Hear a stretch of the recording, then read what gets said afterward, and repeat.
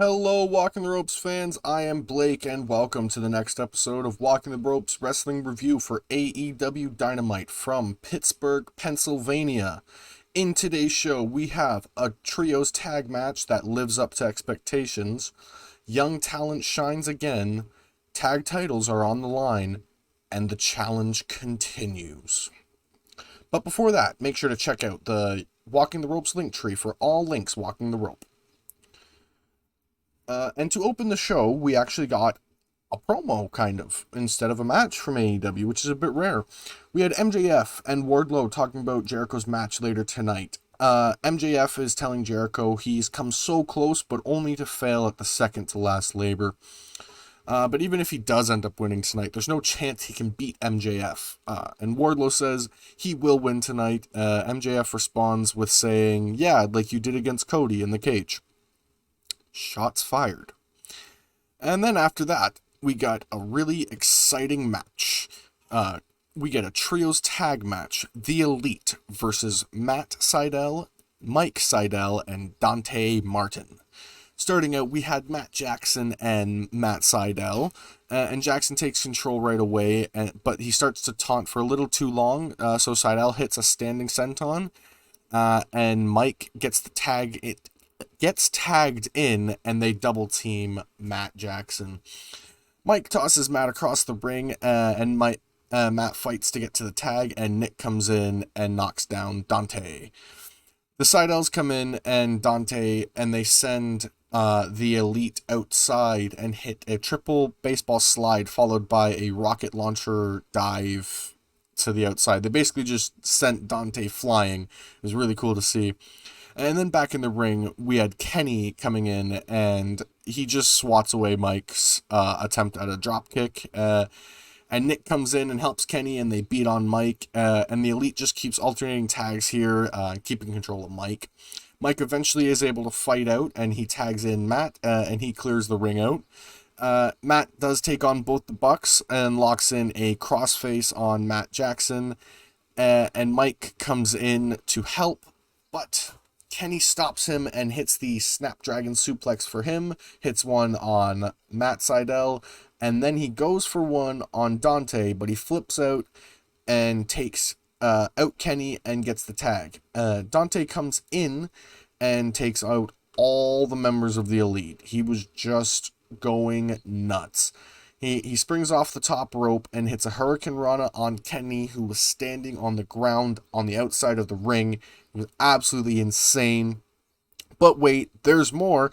Dante follows it up by springing up to the top rope again and hitting a moonsault on Matt in the ring for a near fall. And he goes up to the top rope yet again. This time he is stopped by Nick Jackson. Matt and Nick and Kenny clear out the ring. Kenny hits out Yushi, Goroshi, and Dante, followed by a V-trigger. He goes for a one-winged angel, but Dante flips out of it. He does eat a V-trigger, but he's able to roll up Kenny for a near fall. Kenny follows it up with a V-trigger, followed by a one-winged angel, and the BTE trigger for the win. We get the Elite defeating Dante Martin and Matt and Mike Sydal. For the Malteser scale, I gave it a 4.5 out of 5. It was a solid match. I loved every second of it. If it weren't for a later match in the show, it probably would have been match of the night, all honesty. After that match, Tony comes to the ring for an interview, but Don stops him and takes the mic right away. And quickly before Don can even really say anything, Christian Cage comes out, and Don's like, "You're outnumbered here," and cue the music. Jurassic Express comes out. Don talks about Cage's shot at All Out and asks what Cage is doing here. Cage asks if Don is done and says that Kenny has more than one championship, and he talked with Tony Khan and Scott D'Amore, and Kenny will wrestle in the opening match of Rampage this Friday against Christian for the Impact World title. That is going to be huge for an opening match. Jungle Boy says he also talked to Khan and that he has a big match next week on Dynamite, and he says it's Jurassic Express versus the Young Bucks for the AEW World Tag Team Championships. I'm so excited. This is just two great title matches made back to back. I cannot wait. Kenny storms out, and then we get a vignette for Malachi Black, and he talks about what he did to Cody. So as says, whoever he appears in front of next, it'll be the same fate for them. We then get Miro talking about his challengers, and he says everyone is scared. And he says if Fuego wins, he'll get his AEW contract, which is kind of neat. Don't think it's going to happen, though. We then get a singles match. Daniel Garcia with 2.0 versus Darby Allin with Sting. And they lock up right away, and Garcia walks Darby to the corner and then taunts him. And Daniel slows it down with an arm lock, and Darby rolls up Garcia for 2 near falls, and then Garcia gets one of his own. Darby tries to take control here again, but 2.0 distracts the ref, and Garcia can poke him in the eye. And Garcia sends Darby into the turnbuckles and takes control here, targeting Darby's arm.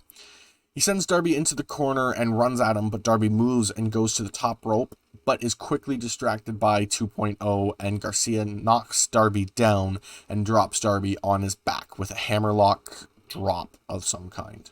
Garcia then stomps on Darby while in a submission hold, and Darby fights to the ropes to break it. Darby starts to come back, goes for a coffin drop from the springboard style, but Garcia locks in a rear naked choke. He caught him in it, and Darby fights out. He's able to hit the stunner. He goes up to the top rope and hits the coffin drop for the win. Darby Allin defeats Daniel Garcia. For my Malteser scale, I gave it a 3.75 out of 5. Very good match, and I'm looking forward to seeing Daniel Garcia more on AEW. I've actually seen him live for some of his first matches ever, to my knowledge, in a promotion local to me called Smash Pro Wrestling. It was really cool.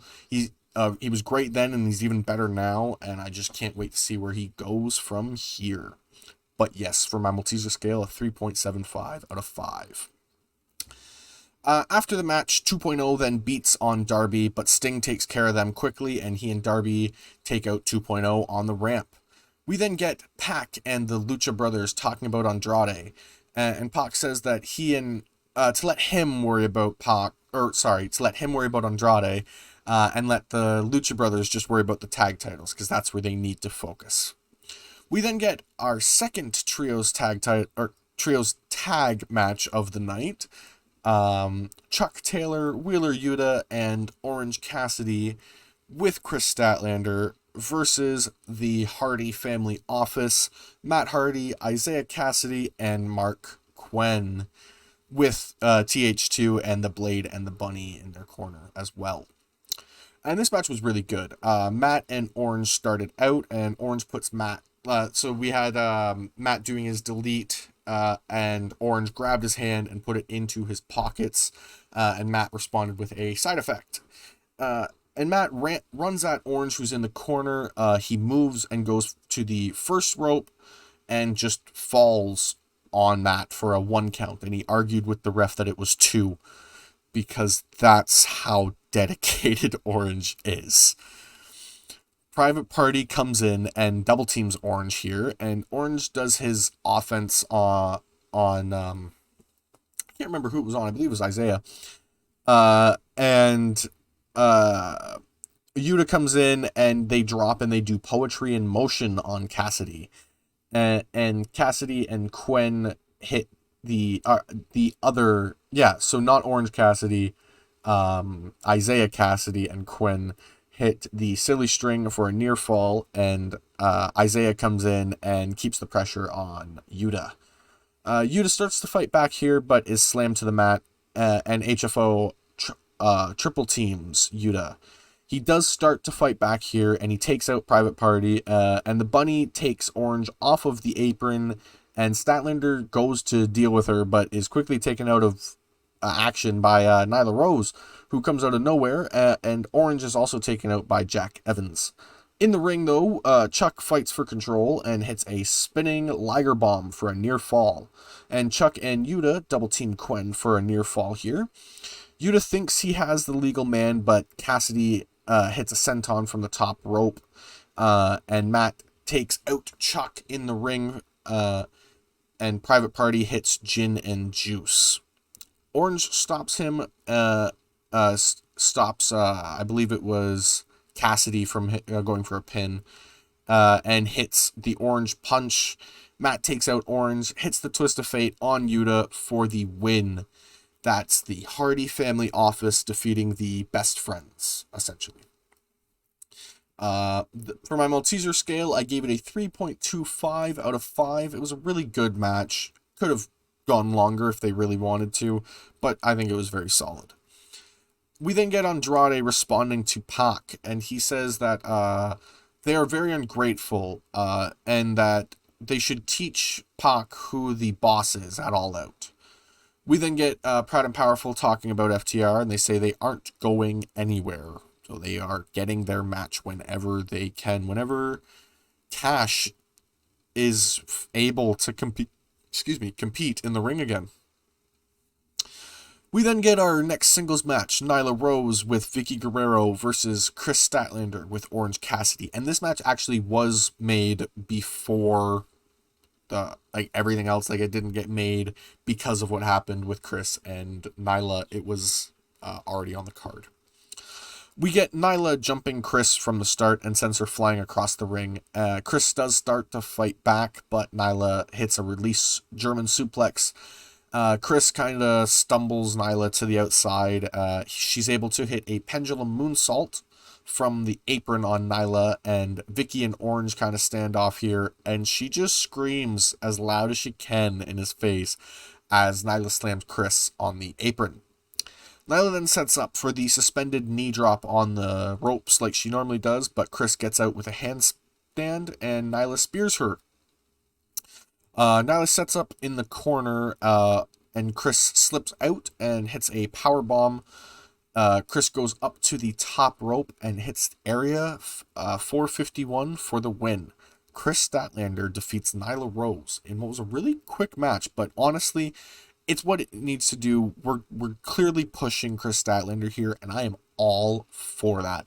For my Malteser scale, I gave it a 3.25 out of 5. It was a very, very good match, and I'm looking forward to seeing more because I feel like we're going to get a different kind of match between these two next few weeks, probably. We then get the Young Bucks talking about what they did last week, what they did tonight, as well as what they're going to do next week. They said defending the titles will be easy as a layup, and Nick goes for a layup, but is blocked by Luchasaurus from out of nowhere. The ball goes to Jungle Boy. He comes in and he dunks it. Nick and Matt call for a foul, but Brandon says it was all ball, and they tell him to shut up. We then get Tony Schiavone welcoming Britt Baker to Britsburg, and it is the biggest pop of the night. She absolutely deserves it. I mean, fantastic performer, and just knows how to work the crowd in every way she can. She says she can't really relate to Red Velvet's rise to the top because she's always been on top of AEW, but her fearlessness she can relate to. She was fearless to become the champion Pittsburgh needed when the last few years haven't gone very well. Says that she's going to win at Rampage, and Red Velvet comes out of nowhere and jumps Britt, and they brawl. We then get the Impact Wrestling World Tag Team Championship match. The Dark Order versus the Good Brothers. And Dark Order has Colt Cabana, and the Good Brothers have Brendan Cutler in their corner. To start out, Stu hits a dive on the outside before the men can even get in the ring, and then sends Carl into the ring. Stu and Uno then double team Carl, and Stu and Uno are in control. He does start to fight back, but is quickly stopped by Uno. And Brandon takes out Uno, like sweeps out his legs on the apron as the ref checks on Carl. But Colt sees this. He takes out Brandon and chases him up to the ramp where Cutler meets Kazarian and is dragged to the back. Doc then takes out Uno outside the ring, and Carl beats on Uno. I believe they're both just kind of beating on him outside the ring. Doc and Carl double team Uno back in the ring, and Carl runs at Uno in the corner. Uno does stop him and is able to make the tag, and Stu comes in and just clears the ring. He hits a Uranagi and a Comet off the middle rope, I believe is what they called it, for a near fall. And Doc comes in and Stu takes out both of the men. He's able to take on both of them. It was a really cool sight. Stu and Uno hit I want to call it the execution, the get over here thing that they do, and the 450 and a cannonball for a near fall on Carl. Carl and Doc fight back. They do go for Magic Killer, but Uno makes the save and sends Doc outside and tosses Stu on him. Literally, sends Stu flying into Doc. It was really nice. He follows that up by hitting a flatliner on Carl, and Uno and Stu set up for the fatality, but Doc tosses the title into the ring. It distracts the ref. The Good Brothers are able to use this. They're able to hit the Magic Killer, get the win. The Good Brothers retain against the Dark Order. For my Malteser scale, I gave this a 3.5 out of 5. Again, this was a solid match, but you kind of expect this kind of, they're not going to change a title on AEW TV, even though we did see the New Japan title change hands. That was kind of a different story. New Japan doesn't have a regular weekly show, whereas Impact does. I don't see that happening in any sense. Camille then talks about her challenger and says that she's going to win against Layla Hirsch. And QT Marshall will finally apologize to Tony Schiavone, and he says that everybody's got his words twisted. He doesn't want an apology. He doesn't want to give an apology to Tony. He wants Tony to apologize to him. And he says that would take too long. So what he will apologize for is for what he's about to do to Tony's son right now. He tells Nick to grab Chris Schiavone from the ring, and QT just beats on him as Tony's held. QT asks for an apology again, and Tony says he's sorry for everything. He apologizes, and QT says, apology not accepted. You should have done it. Should have accepted it. He stuns Chris, and then, well, it's not the Big Show. It's Big G, Paul White. He's making his way to the ring, and he's got his eyes locked on QT Marshall. QT literally sacrifices Aaron Solo to Paul. He just tosses him as he had Nick Camarado run. Paul choke slams Aaron as he never gets his eyes off of QT. I can't wait to see Paul White get in the ring. I am so excited. Following that, we get our main event of the evening, the fourth labor of Jericho. Chris Jericho versus Wardlow with MJF in his corner.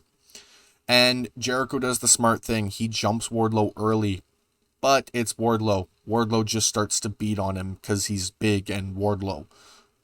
Jericho's able to try to come back. He gets to the top rope. He hits an axe handle, followed by a code breaker, and he only gets a near fall.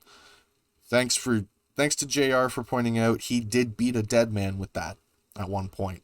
No idea who that dead man is. I imagine it's from some other promotion somewhere.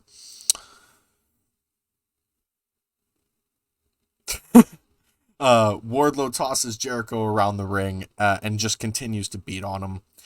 And then that was outside the ring, actually. They kind of do, they spill out to the outside and whatever. They get back in the ring, and Wardlow just goes powerbomb crazy.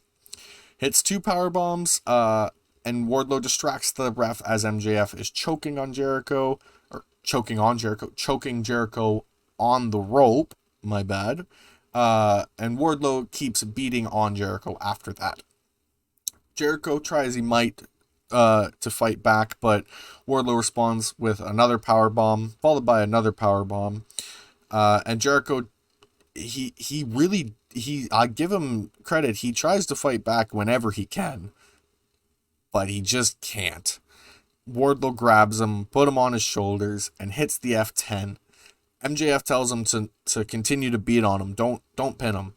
And he goes for he sets up the spike knee drop. I think they call it the casualty of war. I could be wrong. In the corner, but Jericho reverses it into the walls of Jericho. And if it weren't for MJF raking the eyes, that probably would have been it. MJF then slides in the ring for some reason. I don't know why.